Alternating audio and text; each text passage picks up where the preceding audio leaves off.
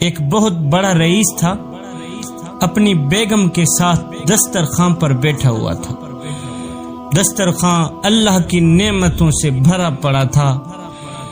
ابھی کھانا شروع ہی کرنے والے تھے کہ اتنے میں ایک فقیر نے دروازے پر صدا لگائی، ہے کوئی اللہ کے نام پر کچھ دینے والا؟ صبح کا بھوکا ہوں، شام ہو گئی ہے، ابھی تک کسی نے مجھے روٹی نہیں دی، بھوک لگی ہے، روٹی چاہیے، ہے کوئی اللہ کے نام پر مجھے ایک روٹی دینے والا؟ اس شخص نے اپنی بیوی کو حکم دیا کہ سارا دسترخوان اٹھا کر اس فقیر کی جھولی میں ڈال دو۔ دسترخوان کے اوپر جتنے بھی کھانے لگے پڑے ہیں سارے کے سارے اٹھا کر اس فقیر کی جھولی میں ڈال دو۔ عورت نے حکم کی تعمیل کی، سارا کا سارا دسترخوان اٹھا کر جس وقت اس نے اس فقیر کا چہرہ دیکھا، جس وقت عورت نے اس فقیر کا چہرہ دیکھا تو دھاڑے مار کر رونے لگی، تڑپنے لگی، رونے لگی۔ رونے والی عورت کے شوہر نے اس سے پوچھا کہ کیا ہوا؟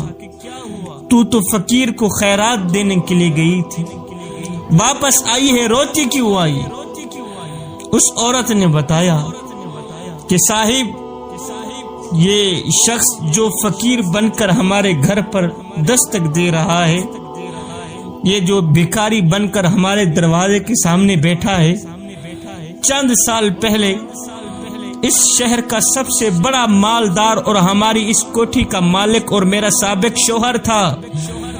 یہ بہت بڑا رئیس تھا، امیر تھا، مالدار تھا، وقت کا بادشاہ تھا، اس کے نوکر تھے، ملازم تھے۔ چند سال پہلے کی بات ہے کہ ہم دونوں دسترخوان پر ایسے ہی بیٹھے تھے جس طرح آج ہم دونوں بیٹھے ہیں، کھانا کھا رہے تھے، ایسے ہی دسترخوان نعمتوں سے بھرا پڑا تھا جیسا کہ آج ہمارے سامنے بھرا پڑا ہے۔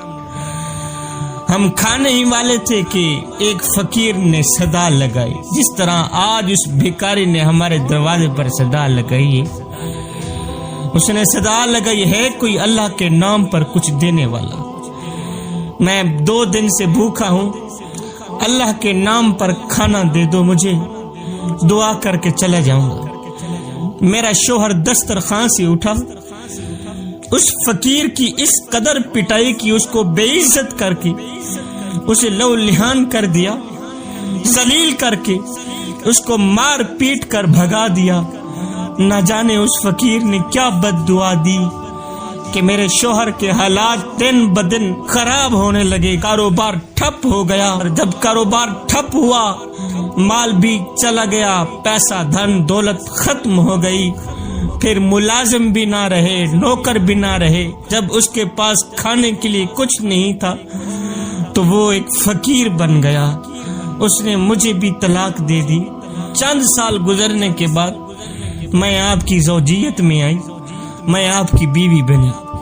شوہر بیوی کی یہ باتیں سن کر چیخ پڑا، بیوی کی یہ داستان سن کر تڑپ گیا، رو کر کہنے لگا، اے میری شریک حیات، کیا میں آپ کو اس سے زیادہ تعجب والی بات نہ سناؤں؟ شریک حیات نے کہا، میرے سرتاج ضرور بتائیں۔ کہنے لگا، جس فقیر کی آپ کے سابق شوہر نے پٹائی کی تھی وہ کوئی دوسرا نہیں تھا بلکہ وہ فقیر میں ہی تھا۔ اللہ اکبر۔ اس شخص نے، اس ظالم نے مجھے ذلیل کر کے، مجھے دھکے دے کر مجھے مارا، پٹائی کی، مجھے لہو لہان کر دیا۔ اے میری شریک حیات، وہ کوئی اور نہیں تھا، وہ فقیر میں ہی تھا۔ بے شک ظالم اور متکبر کو فلاح نہیں دیتا میرا اللہ۔ جو لوگ غریبوں اور ناداروں پر ظلم کرتے ہیں، دھتکارتے ہیں، ایک دن خود اللہ کی مشیت انہیں اس مقام پر لا کھڑا کر دیتی ہے۔ دنیا ان کو ٹھوکریں مارتی ہیں۔ پھر کہنے کا مطلب یہ ہے، صاحب کسی کی مدد کر اس سے پہلے کہ تیری مدد کی جائے، کسی پر رحم کر اس سے پہلے کہ تیرے پر رحم کیا جائے، کسی کو عزت دے اس